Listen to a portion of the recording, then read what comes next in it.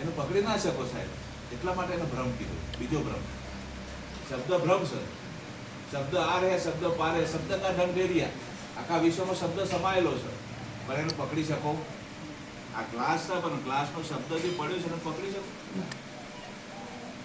એટલો પારભ્રમ કીધો, કારણ કે એને જાણવા વાળો, એને પરખવા વાળો બીજો છે, કંઈક અલગ છે.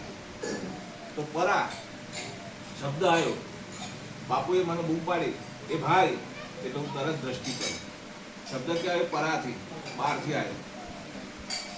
એક શબ્દ ઉપડ્યો, આવ્યો તરત. પરા એટલે પસંતી, હું જોઉં કઈ દિશામાંથી આવ્યો. પસંતી એટલે જોવું. આમ પરા થાય ને એ તરત પસંતી, આમ જોવું. પછી કેવા પ્રકારનો છે? ખાટો છે, ખાલો છે, ને શું જવાબ આપો? મધ્યમાં. આ ત્રિકુટીમાં એનો ઘાટ ગણાય. અને આ 1 સેકન્ડના હોલમાં ભાગમાં બધી ક્રિયા થઈ જાય. પરાથી આવો, પશ્ચિમથી જોઈ લે, મધ્યમાં ઘાટ ગળે, અને પછી શું એને જવાબ આપો છે? એની વેખડી થાય મોટા. આ શબ્દ આટલું ભ્રમણ કરે પછી બહાર નીકળે.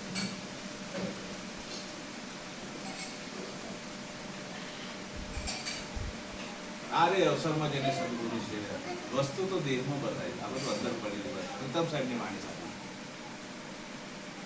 પછી શું છે આગળ વાત? જાગ્રત સપ્તાહ સુષુપ્તિ તુર્યા, એ તો વાત પતી ગઈ. સ્થૂળ સૂક્ષ્મ, હા, સ્થૂળ સૂક્ષ્મ, કારણ, મહાકારણ, હંસ અને કૈવલ્ય. આ 4 અવસ્થાઓ. એનું કારણ સ્થૂળ સૂક્ષ્મ તો ખ્યાલ આવી ગયો. આ પકડાય તેને પકડી શકો એ સ્થૂળ, ના પકડાય એ સૂક્ષ્મ.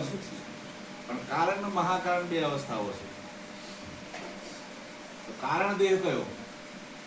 આ બધા કારણ દેહ છે. કોક કારણસર તમે આ પરિવારમાં જન્મ લીધો છે. ઋણાનું બંધ થયો, કર્મનો સિદ્ધાંત લાગુ પડે છે કારણ દેહ. કાલે બાપાએ તમે વાત કરી હતી કરતા હતા, 100 વર્ષના દાદા છે, 100 વર્ષથી ભક્તિ કરે છે. પણ કાલે એવો પ્રશ્ન લાઈન મૂક્યો એને કે હું 100 વર્ષથી સાહેબ ભક્તિ કરું છું, પણ એક વાત મારી એવી છે કે આ મરીના જીવ જહે છો.